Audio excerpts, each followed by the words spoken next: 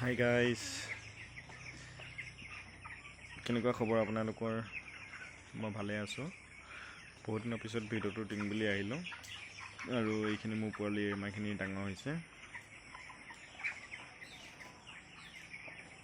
হৈছেগৈ আৰু আপোনালোকৰ খবৰ খাতি কেনেকুৱা?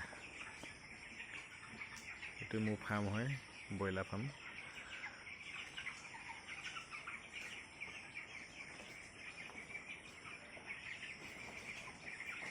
ধুনীয়াকৈ খাই বৈ আছে। আজি ডাৱৰীয়া বতৰ হোৱাৰ কাৰণে চাগে অকণমান ভালো পাইছে বাৰু।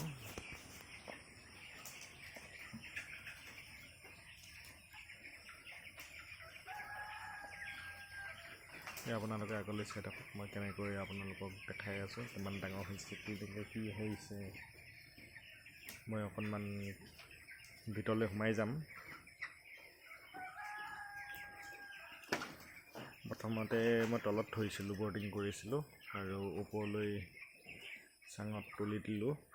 মই একচুৱেলি চাংঘৰটো বনাই আছিলোঁ তেতিয়া। এই কথাটোৰ কাৰণে মই একেবাৰতে থ'ব নোৱাৰিলোঁ।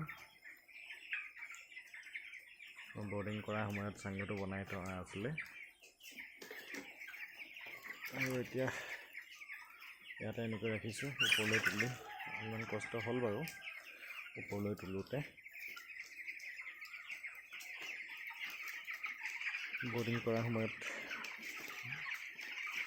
চাংঘৰটো অলপ জল্দি ওলাওক বুলি জল্দি বনালোঁ।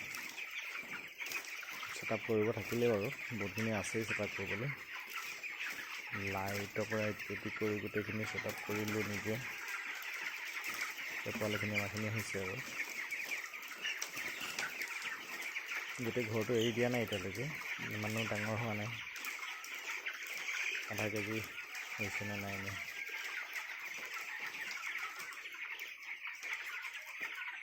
এইখিনি মোৰ পোৱালিখিনি আৰু সেইফালে অলপ জেগা আছে। এইখিনি জেগা এতিয়ালৈকে বনাই থকা হৈছে বাৰু। এইখিনি এতিয়াও ক্লিয়াৰ হোৱা নাই। ক্লিয়াৰ হোৱাখিনিত এৰি দিলোঁ। এইখিনি প্ৰথম অৱস্থাত অকণমান দিগদাৰ হৈছিলে ৰাখিবলৈ, ভৰিটো সোমাই গৈছিলে। এতিয়া ভৰিত নোসোমাই আৰু।